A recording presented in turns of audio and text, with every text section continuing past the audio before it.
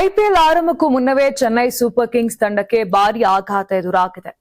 ತಂಡದ ಪ್ರಮುಖ ಆಟಗಾರ ಮಹೇಂದ್ರ ಸಿಂಗ್ ಧೋನಿ ಆರಂಭಿಕ ಪಂದ್ಯಗಳಿಂದ ಹೊರಗುಳಿಯುವುದು ಖಚಿತವಾಗಿದೆ.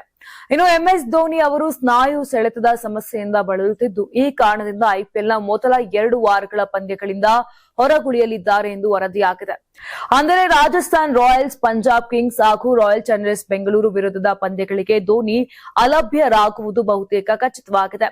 ನೀವು ಸಣ್ಣ ಆಗ್ಬೇಕಲ್ವಾ? ಅದು ಒಂದು ಉತ್ತಮ ಆಹಾರದಿಂದ ಸಣ್ಣ ಆಗ್ಬೇಕಲ್ವಾ? ಪ್ರತಿದಿನ ನಮ್ಮ ಜೀನಿ ಸ್ಲಿಮ್ ನ ಯೂಸ್ ಮಾಡಿ ಯಾವುದೇ ಸೈಡ್ ಎಫೆಕ್ಟ್ ಇಲ್ದಂಗೆ ನೀವು ಸಣ್ಣ ಆಗ್ತೀರಾ. ಮಹೇಂದ್ರ ಸಿಂಗ್ ಧೋನಿ ಅನುಪಸ್ಥಿತಿಯಲ್ಲಿ ಚೆನ್ನೈ ಸೂಪರ್ ಕಿಂಗ್ಸ್ ತಂಡದ ವಿಕೆಟ್ ಕೀಪರ್ ಆಗಿ ಸಂಜು ಸ್ಯಾಮ್ಸನ್ ಕಾಣಿಸಿಕೊಳ್ಳಲಿದ್ದಾರೆ. ಕಳೆದ 2 ದಿನಗಳಿಂದ ಸಂಜು ಸ್ಯಾಮ್ಸನ್ ವಿಕೆಟ್ ಕೀಪಿಂಗ್ ಅಭ್ಯಾಸ ನಡೆಸುತ್ತಿದ್ದು, ಹೀಗಾಗಿ ಅವರೇ ಕೀಪಿಂಗ್ ಗ್ಲೌಸ್ ತೊಡಲಿದ್ದಾರೆ ಎನ್ನುವುದು ಆಗಿದೆ.